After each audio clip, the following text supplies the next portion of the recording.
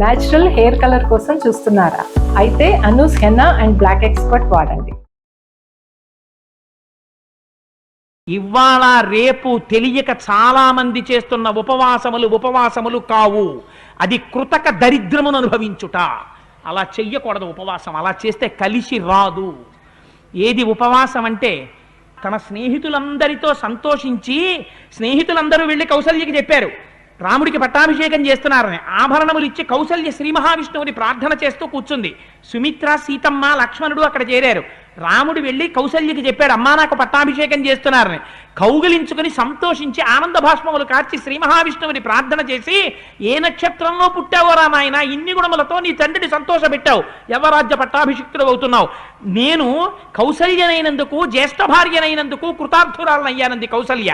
ఇంత సంతోషించాడు. లక్ష్మణ, నేను యవరాజ్య పట్టాభిషేకం చేసుకుంటే నీకు యవరాజ్య పట్టాభిషేకం జరిగినట్టే, అన్ని సుఖాలు అనుభవించన్నాడు. వచ్చి స్నేహితులందరినీ పంపించిన తరువాత స్నానం చేసి పూజాగృహంలో ప్రవేశించి హవిస్సుని తల మీద పెట్టుకుని తీసుకొచ్చి శ్రీ మహావిష్ణువుకి హవిస్సులు ఇచ్చారు అగ్నిలో. ఇచ్చి మిగిలిపోయినటువంటి హవిస్సుని తాను తిన్నాడు. ఇవాళ చాలా మంది దృష్టిలో అన్నం మానేయడం ఉపవాసం. అది ఉపవాసం కాదు, అశనము. నువ్వు ఒక జన్మలో వేరొకరికి పెట్టలేదు కనుక ఈ జన్మలో తినక దరిద్రం అనుభవిస్తున్నావు. కడుపు నిండా తినేస్తే కన్ను పడిపోతుంది కాబట్టి కన్ను పడిపోనంత సాత్వికమైన పదార్థం శరీరం నిలబడడానికి కావలసినంత ఈశ్వరానుగ్రహంగా తిని ఆ ఓపికతో శరీరం అద్యంకులకి ఇది ధర్మ సాధనం కాబట్టి భగవదారాధనం చెయ్యడం ఉపవాసము. ఉప అంటే సమీపమునందు, వసి అంటే నివసించుట, ఈశ్వరుని గుణముల యందు తాను మునుక వేయుట. అందుకని ఈశ్వరారాధన చేసి ఆ హవిస్సు తాను భుజించి దర్భలతో కూడిన చాప వేసుకుని ఆ చాప మీద సీతమ్మతో కలిసి ఇంద్రియ నిగ్రహవంతుడై భార్యతో కలిసి పూజామందిరంలో దర్భాసనం మీద నిద్రపోయాడు రాముడు. ఇంకొక జాము ఉందనగానే నిద్ర లేచాడు. నిద్ర లేచి అలంకృతం చేసి సంధ్యావందనం చేసి బ్రాహ్మణుల్ని పిలిచి అక్కడంతా కూడా స్వస్తివాచనం చేశాడు. పురమంతా సంతోషం, ఎక్కడ చూసినా ఆనందంతో ఉంది. దీనికి ఉపవాసం అని పేరు.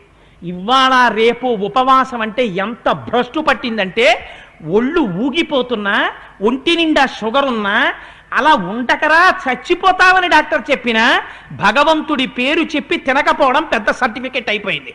అది దరిద్రం అనుభవించుట. అలా చెయ్యడం కలిసి రాదు కూడా. అటువంటి ఉపవాసములు చెయ్యను కూడదు, అటువంటి ఉపవాసములను ప్రోత్సహించను కూడదు. అంటే నా ఉద్దేశం నవకాయ పిండి వంటలతో భోజనాలు చేయమని కాదు. సాత్వికమైన పదార్థం, పాలు పళ్ళు లాంటివి పుచ్చుకోవచ్చు, సాత్వికమైన పదార్థం తినచ్చు. ఈ శరీరాన్ని నిలబెట్టుకుని కడుపు నిండా తినమని కాదు. ఎంత తింటే శరీరం నిలబడుతుందో అంత తిని శరీరాన్ని నిలబెట్టుకోవాలి. వాడు నిజంగా ఉపవాసం చేసినవాడు.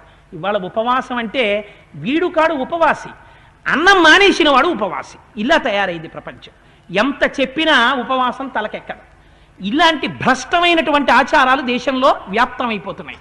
రామాయణం చూపించింది ఉపవాసం చేయడం ఎలాగో. సనాతన ధర్మంలో దాంపత్యం అనేటటువంటిది, వివాహం చెయ్యడం అనేటటువంటిది కేవలము కామసుఖము అనుభవించుట కొరకు మాత్రమే కాదు, కామము ధర్మముతో ముడివెయ్యడానికి యజ్ఞాధికారం పొందుతాడు.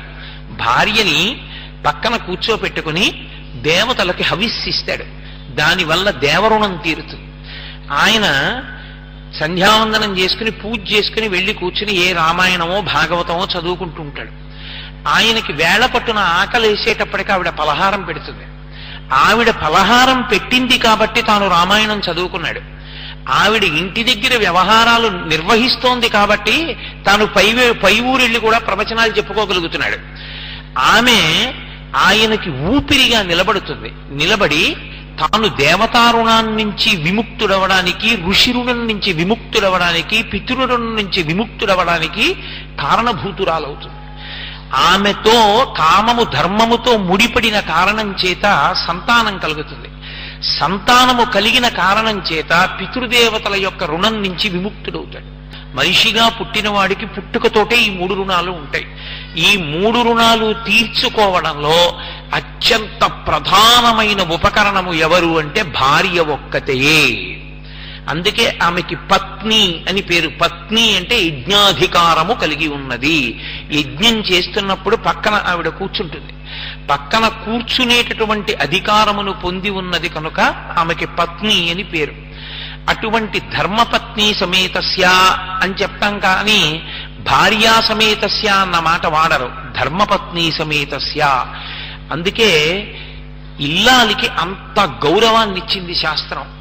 ఏ కారణం చేత కూడా ఒకసారి తాళి కట్టిన తరువాత, ఒకసారి దేవతల సాక్షిగా ధర్మపత్నిని స్వీకరించిన తరువాత అసలు లోకంలో ఏ కారణానికి ఇక వాళ్ళిద్దరూ విడిపోవడం అన్న మాట సనాతన ధర్మమునందు లేదు. అది మిగిలిన దేశాలకి చెల్లిందేమో, పాశ్చాత్య దేశాలకి. ఉద్యోగాలు చేసుకున్నంత తేలిగ్గా నచ్చినంత కాలం చేసి నచ్చకపోతే రాజీనామా చేసినట్టు ఎవరో ఒకరిని స్వీకరించడం, కొంతకాలం ఉండడం, మరొకరి యందు అనురక్తి కలిగినా ఈమె యందు విరక్తి కలిగినా విడిచిపెట్టడం అనేటటువంటిది పశ్చిమ దేశాలకి చెల్లిందేమో. ఈ దేశం కర్మభూమి, ఈ దేశం వేదభూమి. ఇక్కడ ఒకసారి ఇల్లాల్ని స్వీకరిస్తే అంతే. పునర్వివాహం దేనికి అంగీకరించారంటే పురుషుడికి సంతానము లేకపోతే రుణం తీరలేదు కాబట్టి అంగీకరించారు. సంతానము కలిగితే ఇక పునర్వివాహ ప్రసక్తి కూడా అక్కర్లేదు యథార్థమునకు. ఆయన హాయిగా పరమేశ్వర సేవ చేసుకుంటూ కాలం గడపవలసిందే.